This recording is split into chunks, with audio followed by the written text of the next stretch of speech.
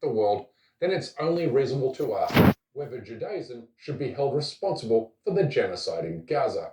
It's a question now being grappled with by prominent Jewish voices, including Jewish American journalist Peter Beinart, who describes Israel's genocide in Gaza as a moral wreckage that every Jewish person must now face, arguing that the destruction of Palestine might prove to be a turning point in Jewish history. He says that all Jews must now reckon with the truth that a Jewish community committed a Holocaust in the name of a Jewish state and against Palestinian Muslims and Christians, and with support from many Jews around the world. Weiner also makes the case for the creation of a new Jewish story, one that flips the Zionist narrative on its head by saying Jews are not history's permanent virtuous victims, and Jews are not hardwired to forever endure evil without ever committing it. End quote. He says that the notion of false innocence pervades contemporary Jewish life, camouflages domination as self-defense, and exempts Jews from external judgment. And in a recent conversation with fellow Jewish American commentator John Stewart, Beinart says that a new Jewish narrative is needed because the current one doesn't endanger only Palestinians, it also endangers Jews. The world's Jewish population is now living a prophecy delivered years ago by Jewish American psychologist Mark Braverman, who warned that Israel's barbaric behavior will eventually bring every Jewish person to their knees, cloaked in shame and contrition over crimes committed in Judaism's name against Palestinians. How to be a Jew after the ethnic cleansing of Palestine. I'm a Jew born in America in 1948. I go to Palestine and I find out that we have driven out an entire population and we're engaged in a process of ethnically cleansing an indigenous population, a beautiful, wonderful culture, to make room for our so-called redemption. The Jewish story of today is not the story of our suffering in the past, which gives us total innocence and the right to do whatever we want. Our story of today is the story of what we are doing to another people. Our story is the Nakba, what the Palestinians call the catastrophe, their Holocaust. And if we do not understand that this is our story, we are done for. And I tell you, Rabbi, that the day will come when we will be on our knees in contrition and beating our breasts in shame for what we have done. And may that day come speedily and in our... Israel's genocide in Gaza has created a crisis in the Jewish religion today, because Israel's genocidal vengeance for the October 7 attacks were rooted in invocations of the Bible, specifically the 5 books of Moses, or what is known as the Torah. Any honest discussion about the role Judaism played in inciting and perpetuating genocide must start with the way in which Israeli leaders compared Palestinians to the ancient people of Amalek, while launching the Zionist army's ground invasion of Gaza. A clear signal to Israeli soldiers that they have license to kill every Palestinian man, woman, and child, given this is exactly what Hebrew soldiers did to Amalek, according to the Hebrew Bible. את אשר עשה לך עמלק נצטווינו. אנו זוכרים ואנו נלחמים.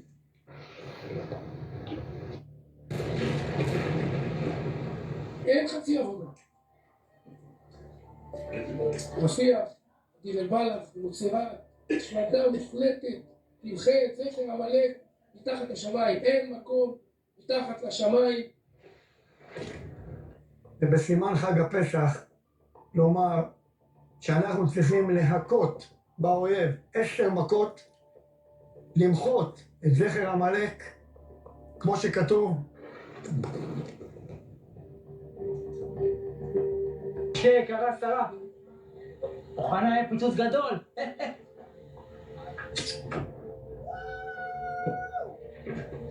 למחות את זכר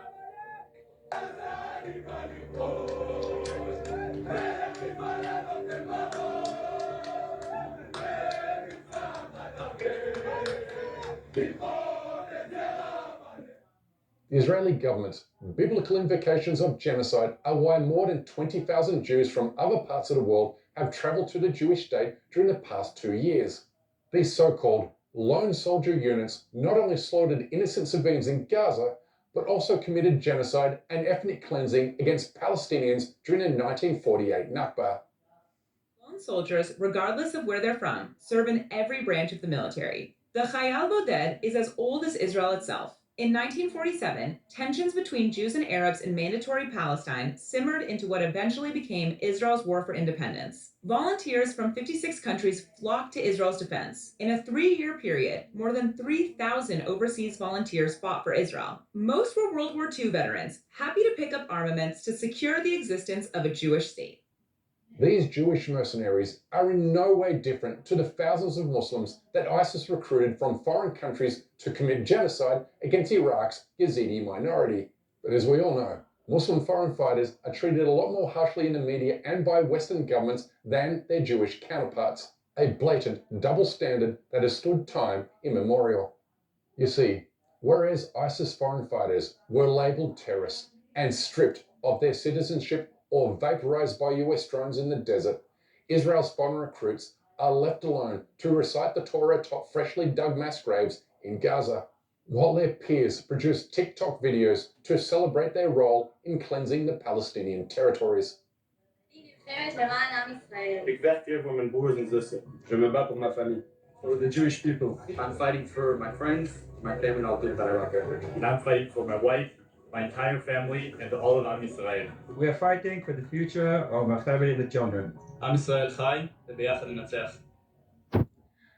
It's impossible to argue that Judaism has not been a central character in the ongoing genocide and occupation of Palestine, given we have not only seen Israeli political and military leaders cite the Torah and Talmud on the eve of battle, but we've also seen Israeli soldiers etch the Star of David on bombed out Palestinian churches and mosques. Unless we forget Palestinian detainees who were released from Israel's torture dungeons but with the Star of David tattooed on their face, constituting yet another flagrant violation of the Geneva Convention. These war crimes are publicly supported by Jewish rabbis who declare, among other terrible things, that it's religiously permissible to rape women during times of war, as Israeli soldiers sing genocidal songs from the Bible after raping and slaughtering innocent Palestinian civilians.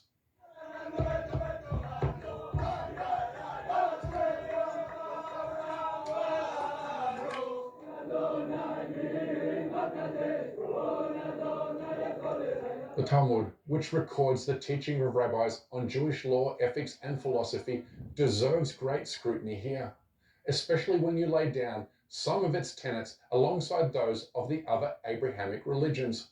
You see, whereas Islam and Christianity forbid the killing of innocent civilians and discriminatory treatment against non-Muslims and non-Christians, the Talmud gives permission for abusing, mistreating, and killing non-Jews. I'm a Jew, and I just like to say that, in our Bible it says that you're like animals. Israel is desperate for you to believe that the conversation about Judaism's relationship to the Gaza genocide is occurring only on the fringes of the internet, when in reality it's taking place within mainstream academia too. This peer-reviewed article was published just 4 months ago. It poses a straightforward question.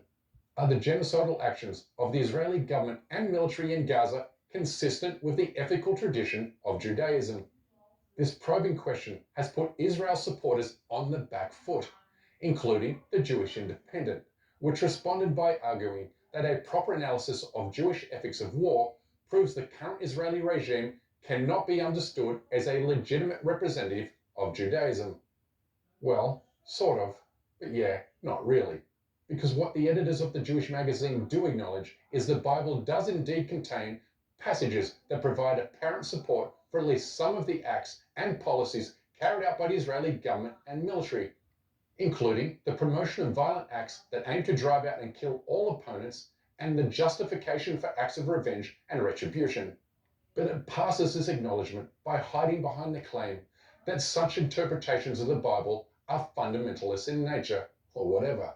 This is why the conversation between Peter Beinart and Jon Stewart is so refreshingly honest. They don't shy away from the fact that Israel's contemptuous and genocidal hatred of Palestinians is partly rooted in Judaism and partly rooted in Israel's hijacking of the Jewish faith. Left with the following question. Did Israeli leaders use Judaism to justify and promote its genocide and war crimes to a global Jewish population? The answer is an obvious yes, which means more questions need to be asked of a Jewish state in which 82% of its Jewish population support ethnic cleansing and forced expulsion. Homeland. It's the Jewish homeland. And one day it's all going to be ours. And the Arabs know that. So your dream is an Israel stretching from the Euphrates to the Nile? So it's not my dream. It's a prophet that we got, from Abraham. I believe that Abraham is my great-great-grandfather. So this is a part of whatever, at the end it's going to happen. So the mission is to expand Israel from what it is today. Also, yeah. To expand into Syria, into Egypt. Exactly.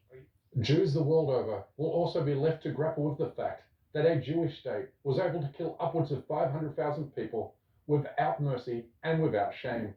And as Israeli Jews sit on a beach in nearby Tel Aviv to celebrate a genocide that's literally occurring within earshot. You know when they see from far and they do Yeah. that? So they bomb them.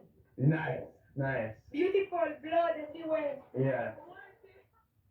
Israel is a truly depraved and demented society, made sick and radicalized by the endurance and barbarity of its criminal occupation of Palestine, which is why we must never avert our gaze from Israel's criminality. But it also must be said that we can't do this without your help, particularly given the Israeli government pressured YouTube into demonetizing our program 8 weeks ago, which means our survival is solely dependent on those who generously support our team via membership on Patreon.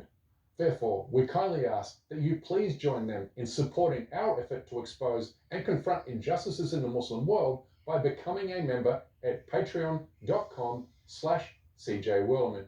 We can